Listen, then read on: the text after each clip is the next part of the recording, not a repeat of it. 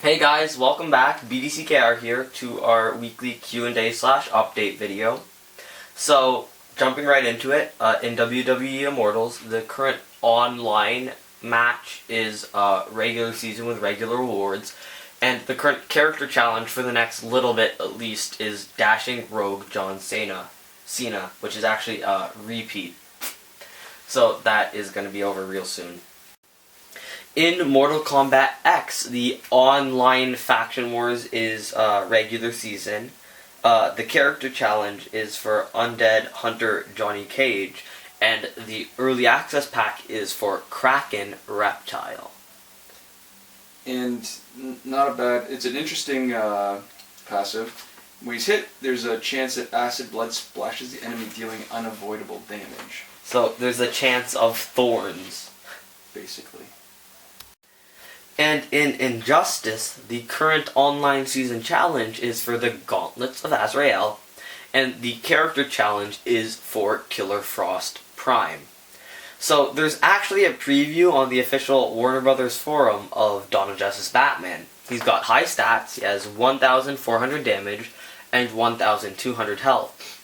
And he's also got an interesting passive, Evasion, which reads as follows. Batman has a chance to evade all special attacks and debuffs. So, after he evades, Batman has a 100% chance to stun the opponent, and how good it is will depend on how big that chance is. It's very similar to Reverse Flash's passive. It's only a chance, but it's not limited to 3, and there's an extra stun added. There's also going to be a new skin of Superman and Wonder Woman. So we'll move on to the question and answer portion of the video. The first question comes from Creepydudefromthesewers and from your house, and he asks, is this a good team? Team 1, Meta Flash, Containment Doomsday, Prime Killer Frost. Team 2, Arkham Deathstroke, Luchador Bane, and Regime Black Adam. Is there a way I can make great defensive teams? I already have a ton of great offensive teams. And then a kind of related question about defensive teams from you, Rathore, and he says, have you found a way to have your team play more matches when you're offline? It seems to me like it is total randomness. If I play a lot during the day, or a little, it won't affect if my team is involved in more matches when I've gone offline. Is it just WB servers, or is there a formula to it? Okay, so we're not going to get into the detail about the teams right now, but we're going to address the underlying question for both about how to get more defensive matches. And so this was a comment on a video that we made revisiting our old Regime Black Adam, Elseworld Flash, and Regime Green Lantern team that you're seeing right now. Unfortunately, when it comes to drawing more defensive battles, it takes an entirely different approach than offensive battles. Basically, it's the highest stats that will draw the most fights. That means you gotta have high base stats and fully augmented health and damage, which is kind of sad when you think about it. I mean, even though we have a reasonable understanding of how to draw and occasionally win defensive battles, we prefer to focus on offensive battles, because those are the ones that we're actually playing. We're not going to argue against defensive battles because, yeah, it does take planning and strategy to do it effectively. But it feels too much to us like being paid in battle points for not playing. Sometimes a particularly appealing MP online reward can make it harder to remember this, but at this point when we have all the gears and all the characters, it's much easier to play Injustice the way we like.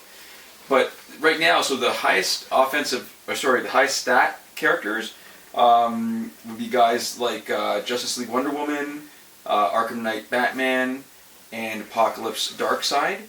So you'd want to, in order to draw the battles, you max augment their health and their damage. In order to win their battles, you need to max out their crit chance and crit damage boost in order to beat the other high stat guys that are going to be pulled to face you.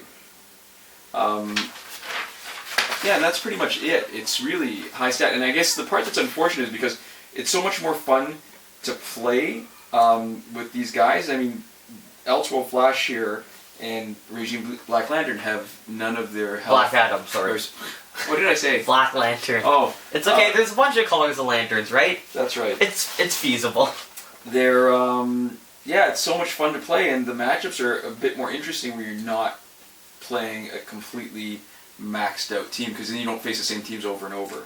Yeah, so we'll move on. Our next question comes from MZTMackey 4 Games. And he says, can you guys test this out, please? Get Shazam and add these gears to him. Ibis Stick, Martian Manhunter gear, and Razagul.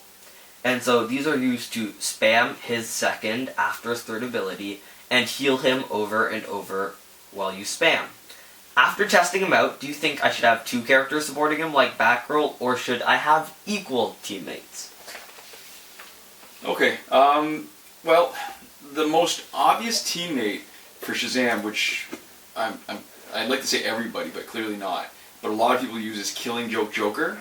Because Shazam, even if you give him 1 bar with Batgirl and then another with Ra's al Ghul's Scimitar, if you're facing Killer Frost, it can mess up your plan to generate power to get to his 3rd special.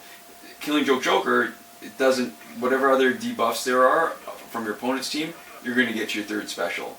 For your 3rd player, you might want to have somebody that's capable of dealing with Raven.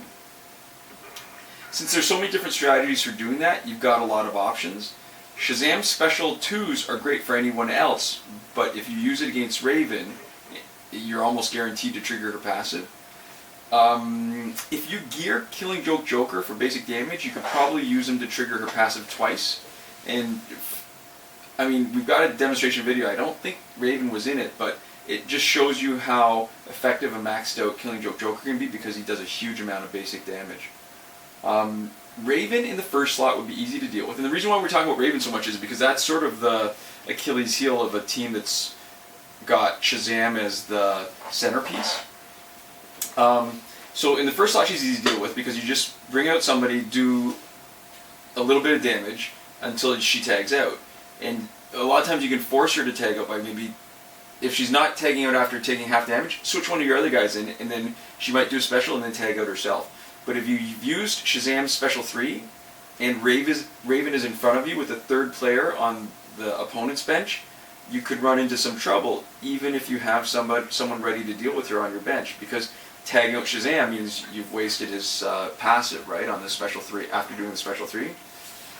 Now, what works is, the way you're suggesting giving him a heal on special 2 can actually be an option for dealing with Raven if you're hoping to trigger a passive twice.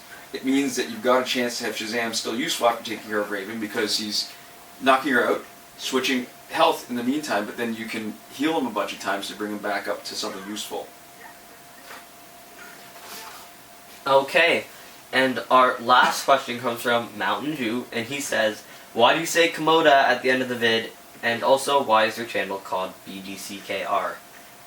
So, why we say Komoda at the end of the video, it actually started out as an in-joke. It's a reference to something. And a little while back, we actually said, you know, we were thinking of maybe giving a reward for the first person who could comment, telling us what the actual reasoning was for us saying it, and that hasn't happened, so we're thinking of potentially giving hints at points in the future, and, you know, see if that brings people any closer. So I think you had a hint ready?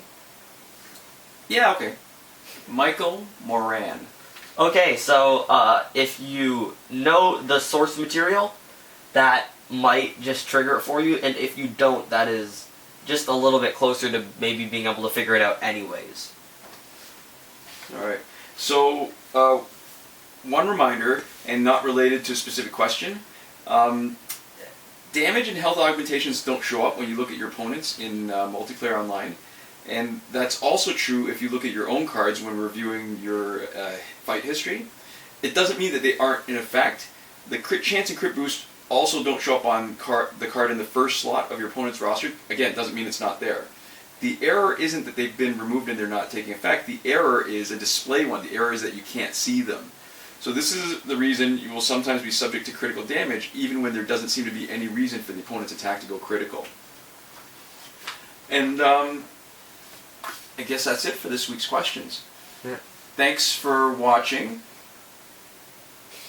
Komoda.